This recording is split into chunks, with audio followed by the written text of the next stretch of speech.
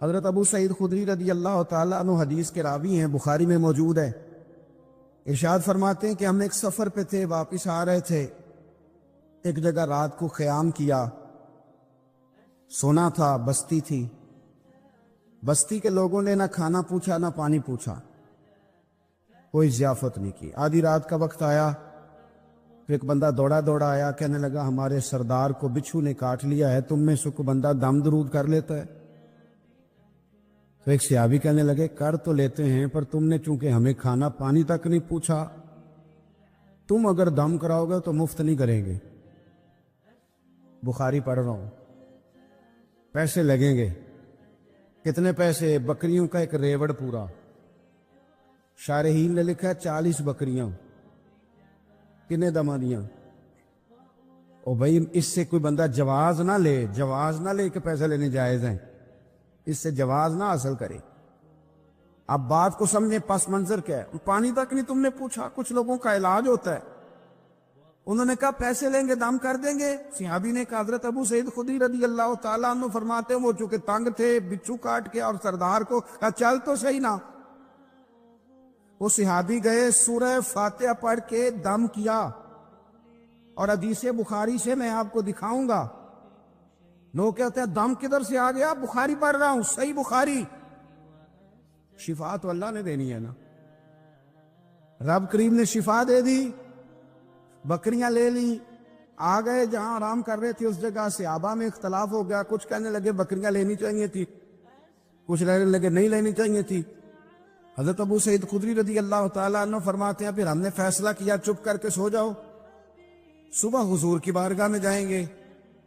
اگر کریم نے کہا لینی چاہیے تھی پھر تو موج بن گئی، اور اگر کہا نہیں لینی چاہیے تھی تو بکریاں ہانک کے واپس کر دیں گے۔ مسئلہ کیا ہے؟ کہتے ہیں صبح گئے حضور کی بارگاہ میں، جا کے مسئلہ عرض کیا، یا رسول اللہ انہوں نے بھی پانی کوئی نہیں پوچھا تھا، ہم نے بھی کہا دم کریں گے تو پیسے لیں گے، تو ہم نے یہ بکریاں لی ہیں۔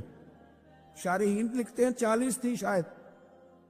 تو یا رسول اللہ اب کیا کریں؟ حضور مسکرانے لگے، اور مسکرا کے پوچھا اچھا پڑھا کیا تھا؟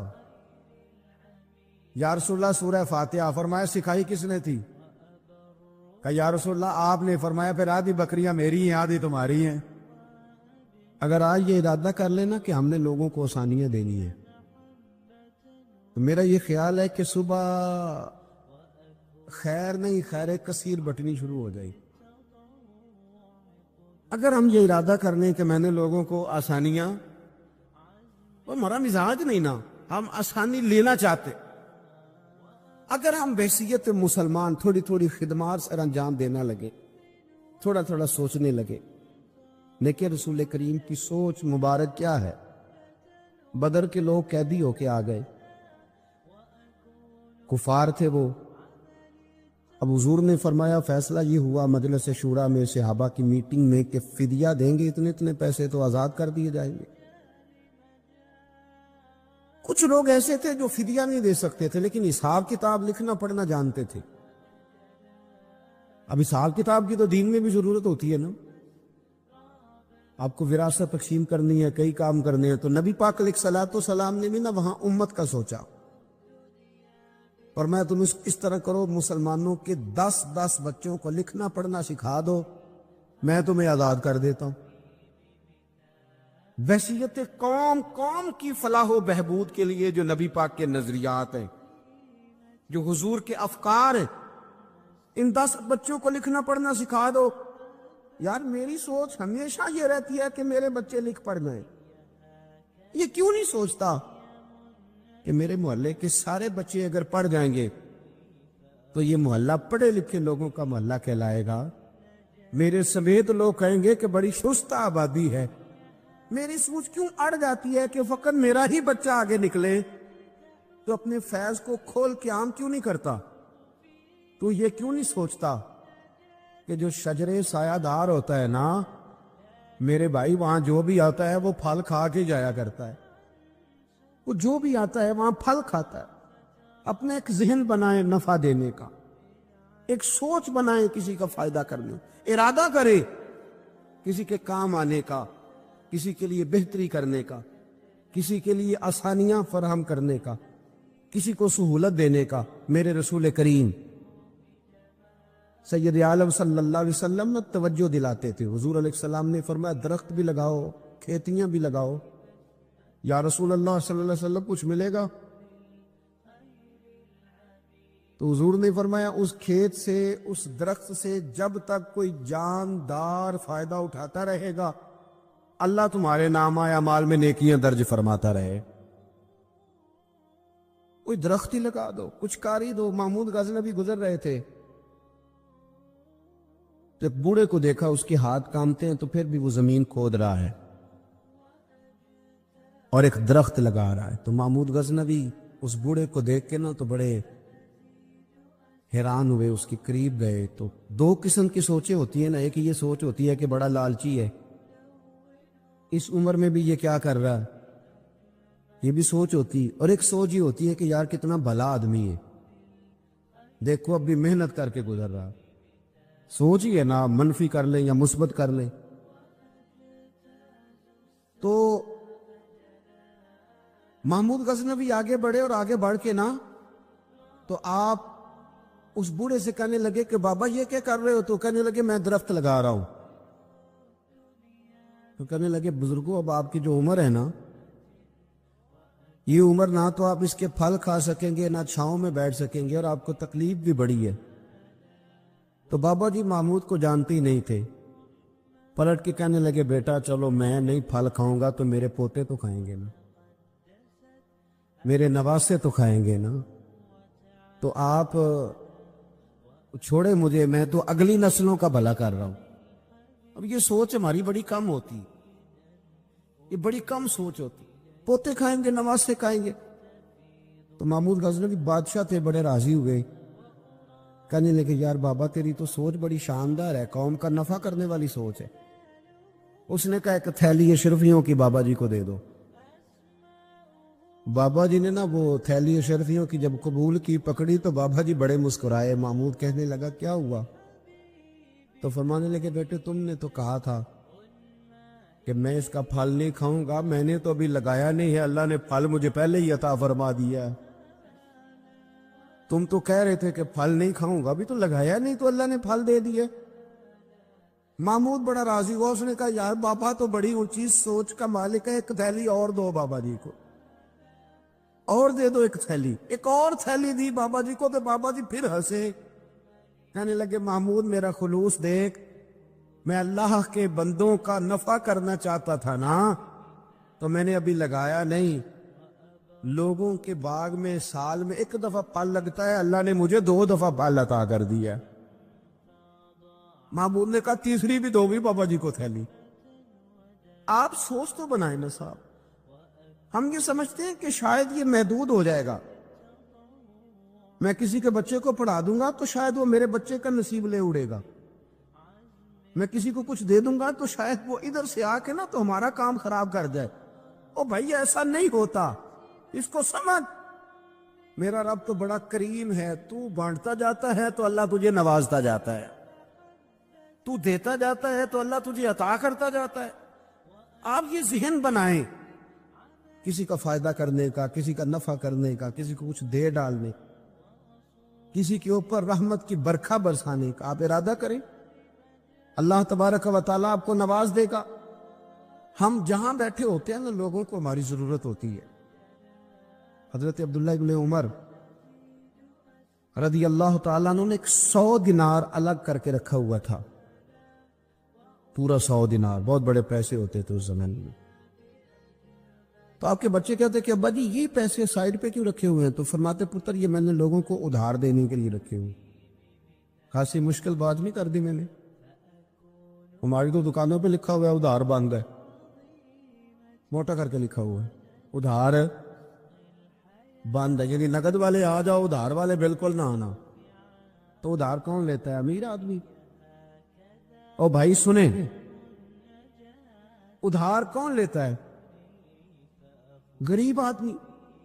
اور ہمارا کیا حال ہے کہ ہم کہتے ہیں بھئی وہ یہ نہیں کہہ رہا کہ مجھے بھیک دے دو, وہ کہہ رہا یار ذرا مہربانی کرو, میں نا یہ میرے ایک دوست کہنے لگے کہ وہ کیا بنا ہے، سنا تھا ایک شخص کو پھانسی ہونے لگی، عدالت کا فیصلہ ہے۔ میں نے کہا یہ وہ لوگ تبصرہ کرتے ہیں جو پیٹ بھر کے روٹی کھاتے ہیں، یہ ان لوگوں کا تبصرہ ہے۔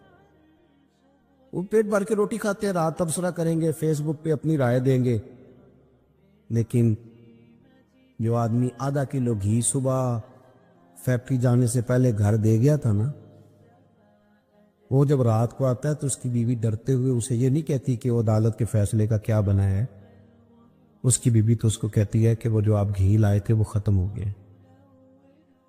اور سویرے بچوں نے جب سکول جانا ہے تو پراٹھے بنانے کے لیے میرے پاس گھی کوئی نہیں ہے، یقیناً آپ کو تکلیف ہوگی، تو اب کرنا کیا ہے؟ تو میرے بھائی ان کو کہاں تبصرہ یاد رہتا ہے کہ آج نئی بات کیا ہوئی ہے، تو کوئی نئی خبر سناؤ تو اور پھر سناؤ تو کوئی نئی تازی، یہ باتیں تو ان کو یاد رہتی ہیں جو پیٹ بھر کے کھاتے، جن کو پھر کوئی فکر نہیں، ان لوگوں کے یہ کام ہے، وہ کریں گے سیاسی تبصرے۔ وہ کسی شخص نے کیا خوب کہا تھا کہ غربت نے میرے بچوں کو تہذیب سکھا دی، اب سہمے ہوئے رہتے ہیں شرارت نہیں کرتے۔ غربت نے میرے بچوں کو تہذیب سکھا دی، وہ اب سہمے ہوئے رہتے ہیں، وہ شرارت نہیں کرتے، وہ نہیں شرارت کرتے اس لیے کہ وہ تو کونے میں لگے بیٹھے ہیں کہ کسی غریب کا کھلونا نہ ہمارے ہاتھ سے ٹوٹ گیا، وہ سہمے ہوئے رہتے، وہ شرارت نہیں کرتے۔ تو میرے عزیز، حضرت عبداللہ ابن عمر 100 دینار ہے، ابا جی یہ کس لیے ہے؟ تو فرماتے یہ میں نے ادھار دینے کے لیے رکھا ہوا ہے۔ حضور کیا مطلب؟ فرمایا میرے نبی پاک علیہ السلام نے فرمایا ہے کہ کسی بندے کو تم نے اگر قرض لینا ہو نا، تو وہ غریب ہو تو اس پر تم آسانی کرنا، اور جتنے پیسے تم نے لینے ہوئے اگر وہ تنگ دست ہو تو آسانی کرنا۔ فرمایا جتنے پیسے تم نے لینے ہوئے، جتنے دن گزر گئے، اللہ روزانہ اتنے پیسے صدقہ کرنے کا تمہیں ثواب عطا فرمائے گا۔ تو میں نے یہ غریبوں کی مدد کے لیے رکھے ہوئے ہیں، کوئی غریب لے جاتا ہے اپنا کام چلا لیتا ہے، پھر وہ واپس کر دیتا ہے تو میں کسی نئے کو دے دیتا ہوں، تو اپنا کام چلا لیتا ہے یارو۔ ہاں کچھ لوگ ایسے ہوتے ہیں جن کے جنازوں پہ لوگ آ کے بتاتے، جنازوں پہ آ کے بتاتے ہیں کہ جب میری بیٹی کی شادی تھی تو یہ بابا رات کی تنہائی میں آیا تھا۔ جنازوں میں آ کے لوگ بتاتے ہیں کہ ہاں فلانی سردیوں میں جب میرے کپڑے میرے پاس موجود نہیں تھے تو یہ آیا تھا مجھے جوڑا دینے۔ اور پھر لوگ بہت بڑے پروفیسر، لیکچرار، عالم فاضل آ کے بتاتے میرے پاس کتابوں کے پیسے کوئی نہیں ہوتے تھے، پر یہ مرد کلندر تھا جو ہر امتحان سے پہلے آتا تھا اور آ کے مجھے کہتا تھا کہ یہ پیسے رکھ لو، کوئی نہیں میں لے لوں گا، واپس ہو جائے گا۔ یار آپ کسی کو آسانی دینے کا ارادہ تو کریں۔ مسلم شریف کی حدیث ہے، میرے رسول کریم سید عالم صلی اللہ تعالی علیہ وسلم نے ارشاد فرمایا کہ تاجر قیامت میں اللہ کی بارگاہ میں کھڑا کیا جائے گا تو اللہ فرمائے گا جاؤ میں نے تمہیں جنت دے دی، جاؤ جنت میں۔ تو پتہ تو سارا ہے نا سردار نوکیتنیاں میں، تو وہ اللہ کے حضور حاضر ہو کے عرض کرے گا مالک میں تو اپنی خطائیں جانتا ہوں کتنی زیادہ ہیں، اللہ میں تو مستحق نہیں تھا، تو میرے مالک یہ جو کرم ہوا ہے اس کا سبب پوچھ سکتا ہوں؟ سبب کیا ہے اس کرم کا، اس رحمت کا؟ تو رب کریم ارشاد فرمائیں گے کہ جب تم نے دکان پہ جو سیل مین رکھے ہوئے تھے، جب تم ان کو بھیجتے تھے لوگوں سے پیسے لانے کے لیے، کیا ریکوری کرنا کہتے ہیں کہ گرائی بھی عقید ہے، تو وہ جب تم بھیجتے تھے لوگوں کو وہ کیا کہہ کے بھیجتے تھے؟ ذرا بتاؤ تو صحیح، تاجر ہے، سادہ آدمی ہے، تو وہ کہتا ہے اللہ میرے دل میں تیرے بندوں کا بڑا خیال تھا تو میں یہ کہہ کے بھیجا کرتا تھا کہ جس کے پاس ہوئے اسے لے لینا، اور جو تنگ دست ہوا نا اسے تنگ نہ کرنا، اگلی دفعہ لے لیں گے۔ تو رب کہیں فرمائے گا تو میرے بندوں پہ آسانیاں کرتا تھا تو میں تیرے اوپر آسانی نہ کروں؟ یہ مسلم شریف کی حدیث ہے، میں آسانی نہ کروں؟ وہ تیرا یہ لفظ کہ جو تنگ دست ہے اسے وسعت دے دو، کوئی نہیں کل پرسوں ترسوں آ جائے گے، فرمایا بس اسی کی برکت سے آج میں نے تجھے جنت دینے کا ارادہ کر لیا۔ میں کبھی کبھی محسوس کرتا ہوں ہمارے احساسات میں تیزی کے ساتھ تنگی آئی، سوچ کا دائرہ کار محدود ہوا، محدود کہ ہم تھوڑے سے مذہبی لوگ ہیں نا، ہر آدمی کا اپنا شعبہ ہوتا ہے، آپ کا بھی شعبہ ہوگا. لوگ کہتے ہیں حضرت جی ٹائم دے دیں، سیالکوٹ میں فلانی جگہ پہ محفل کرنی ہے، تو میں کہتا ہوں کہ یار وہاں محفل ہوتی ہے وہیں آ جانا. کہتے نہیں ہم نے اپنی کرنی ہے. تو میں کہتا ہوں وہ کس کی ہے؟ یعنی وہ جو آپ نے اپنی کرنی ہے، یعنی اس مسجد میں آپ آئے تھے تو اب آپ اس مسجد میں بھی آئیں. تو صاحب میں آپ کے محلے میں آتا جی وہ مسجد جو تھی نا وہ جنوب والی تھی، اب شمال والی میں ٹائم دے. وہ ان کی مسجد میں آپ آئے تھے، فلانے علامہ صاحب کی، ہماری تو نہیں آئے. اور میں نے کہا یار بس کرو، مسجدیں بھی اب تقسیم ہونے لگ گئی ہیں، یہ بھی تقسیم ہوگی کہ وہ اس کی اور یہ اس کی ہے. یعنی آپ اندازہ کریں کہ ہماری یہ سوچ ہے کہ اس میں بھی کہیں کوئی ایسا عنصر نہ ہو کہ کوئی اجتماعیت کہیں نظر آ جائے. اور یار ایسے تو نہ کرو، یہ ایک مذہبی اجتماع ہوتا ہے، اس کے اندر بھی لوگ کہتے ہیں کہ انتظامیہ دعوت دے گی. یہ کس کے دین کا کام ہو رہا ہے؟ اللہ اور اس کے رسول کے. تو اس کی انتظامیہ کچھ 6 بندوں پہ مشتمل ہونی چاہیے کہ ساری امت انتظامیہ ہونی چاہیے. لیکن ہم نے نا یہاں بھی تقسیم کر لی، یہاں بھی گروہ بندی کر لی، یہاں بھی ہمارا مزاج اور طرح کا بن گیا.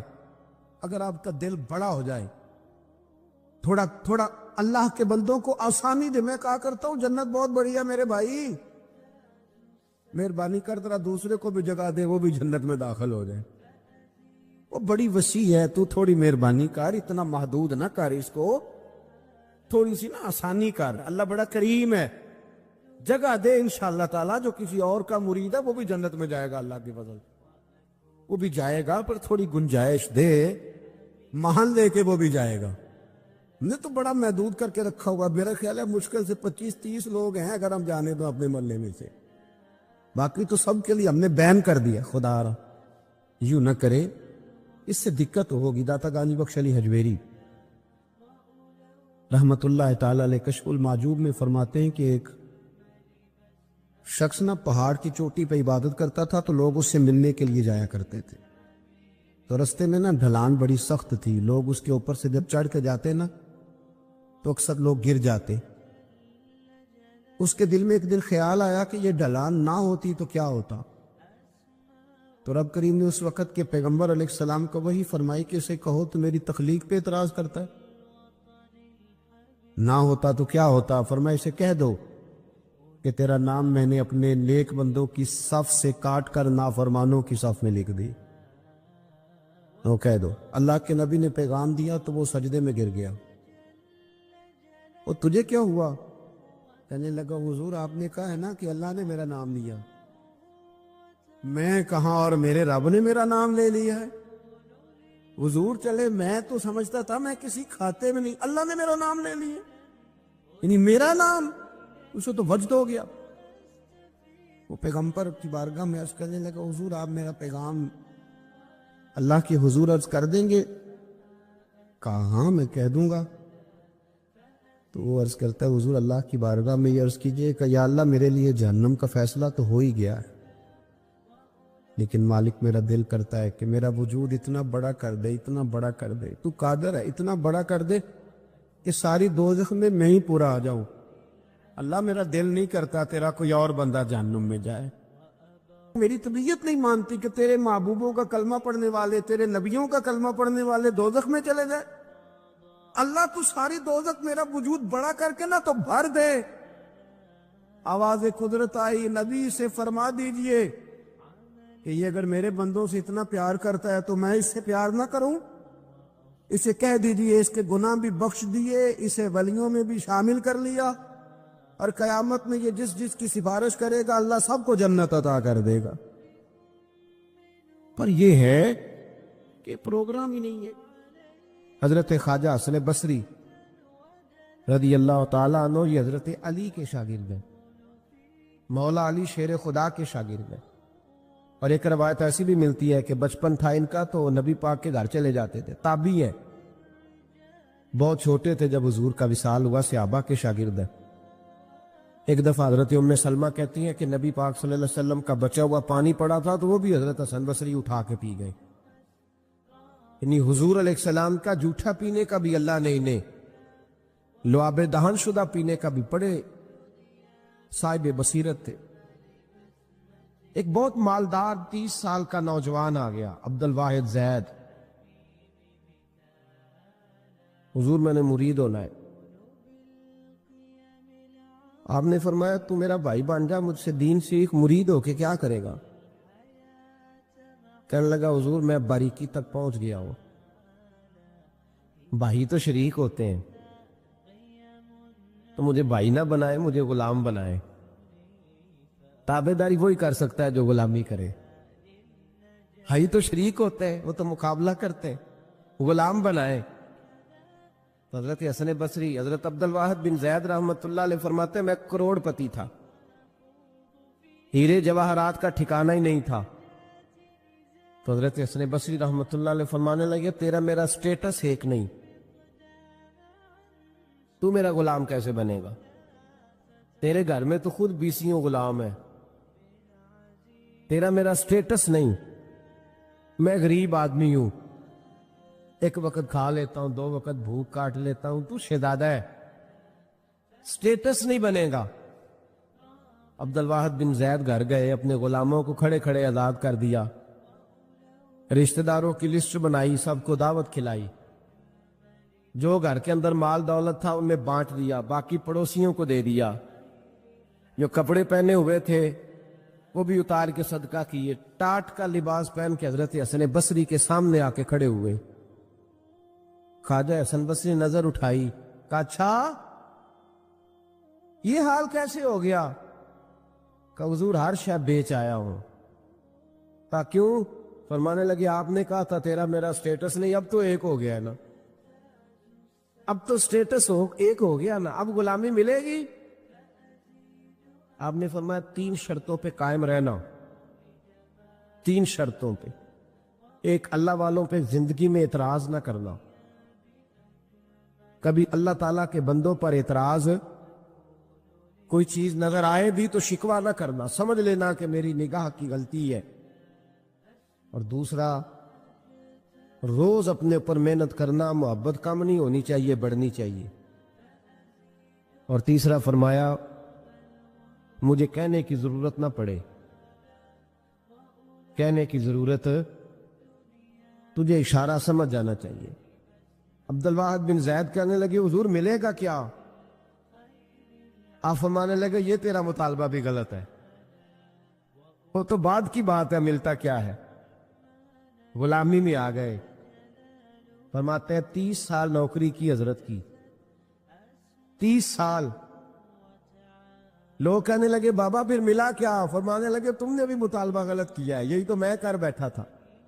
کہا ملا کیا؟ آپ فرمانے لگے میرا اس وقت حال یہ ہے کہ لوگ دعا کر کے رب سے لیتے ہیں، میں دعا نہیں کرتا، ابھی میں سوچتا بھی پورا نہیں، میرا رب وہ چیز پہلے مجھے عطا فرما دیتا۔ اب بغداد کے لوگ کہتے ہیں بغداد میں قحط پڑ گیا، بارش نہیں ہوتی تھی، بارش نہیں ہوتی تھی، کٹھے ہو کے سارے گئے، آپ بغداد آئے ہوئے تھے، کٹھے ہو کے لوگ گئے، کہا حضور بارش نہیں ہوتی، مہربانی فرمائیں۔ تو کہتے ہیں لوگ آ کے بیٹھے ہیں میرے پاس، بارش کی دعا کر دیں۔ حضرت عبد الواحد بن زید کہنے لگے اے اللہ تجھے پتہ ہے یہ میرے دروازے تک آگے پہنچ گئے، ابھی تک بارش نہیں آئی، اور لفظ پتہ کیا ہے؟ کہنے لگے تجھے واسطہ میری اس عقیدت کا جو مجھے حضرت حسن بصری کے ساتھ ہے، اس عقیدت کا واسطہ، مجھے رسوا نہ کر۔ انہیں بھیجا کیوں تھا اگر برسانی نہیں تھی؟ دعا دیکھیں، محبت کے رنگ میں دعا ہو رہی ہے، واسطہ بھی محبت کا دیا جا رہا ہے۔ بغداد کے لوگ کہتے ہیں بس حضرت کے جملے بھی پورے نہیں ہوئے، رب کریم نے بارش عطا فرما دی، جملے بھی پورے نہیں ہوئے، اللہ نے بارش دے دی۔ محبت، پیار، سال میں 1 دفعہ حج ہوتا ہے، اور میرے نبی پاک علیہ السلام نے فرمایا تو خوش ہو کے محبت سے ماں باپ کا چہرہ دیکھ، اللہ کامل حج کا ثواب عطا کرے گا۔ یا رسول اللہ اگر 100 دفعہ دیکھوں تو فرمایا 100 دفعہ حج کا ثواب۔ تو سال کے بعد آج ہو تو اگر دن میں 100 دفعہ ہو جائے تو زیارت افضل ہوئی کہ عبادت افضل ہوئی؟ نبی پاک صلی اللہ علیہ وسلم نے فرمایا النظر الی وجہ العالم عبادہ، اگر تو کسی عالم کے چہرے کو دیکھتا بھی رہے تو رب تجھے اپنی عبادت کا درجہ عطا فرمائے گا۔ تو کر تو آپ زیارت رہے ہیں، ثواب کس بات کا مل رہا ہے؟ تو یاد رکھ لیں، محبت میں کمزوری نہیں ہونی چاہیے۔ محبت جس کی کمزور ہو گئی ختم ہو گئی۔ ایک منٹ کے لیے بھی اپنے اوپر یہ یاد رکھے، وہ کہا تھا حضرت سلطان بہو نے، جو دم غافل سو دم کافر۔ یاد رکھ، عقیدتوں میں جب لچک آتی ہے نا، جب کمزوری پیدا ہونے لگتی ہے، کمزوری، پھر رشتے سہاروں کے محتاج ہونے لگ جاتے ہیں، پھر رشتے سہاروں کے محتاج ہوتے ہیں، پھر گفتگو کے محتاج ہوتے ہیں، سمجھانے کے محتاج ہوتے ہیں، پھر توجہ دلانے کے۔ اور جب رشتے سہاروں کے محتاج ہوتے ہیں تو پھر رشتے بیساکھیوں والے ہو جاتے ہیں اور لنگڑے ہو جاتے ہیں، پھر ان کا حسن ضائع ہو جاتا۔ اقبال نے کہا تھا، نہ وہ حسن میں رہی شوخیاں، نہ وہ عشق میں رہی گرمیاں، نہ وہ غزنوی میں تڑپ رہی، نہ وہ خم ہے زلف ایاز میں۔ وہ کیفیت نہیں رہتی جس کو کہنا پڑا، بتانا پڑا، سمجھانا پڑا۔ اس نے تو بیساکھی مانگی ہے۔ بیساکھیاں نہ مانگے، اپنی محبت کو دوام دے، روز نئے سے نیا زاویہ۔ کسی نے حضرت ابو بکر صدیق رضی اللہ تعالیٰ عنہ کے بارے میں بڑا خوبصورت جملہ لکھا ہے۔ انہوں نے لکھا ہے، قریب رہنے والے کی محبت کم ہوتی ہے۔ یار کتنا بندہ قریب رہ سکتا ہے، حد ہوتی ہے نا۔ کہنے لگے یہ عجیب شخص ہے، ہمیں عجیب نسخہ بتا گیا ہے۔ کہتے ہیں قریب رہنے سے محبت کم نہیں ہوتی، بلکہ محبت تو تب بڑھتی ہے کہ بندہ قبر میں بھی ساتھ اکٹھا ہو جائے۔ وہ جاتی دفعہ مزار کا بھی ساتھ لے کر اپنے اوپر رب رسول کی محبت کا رنگ چڑھائے۔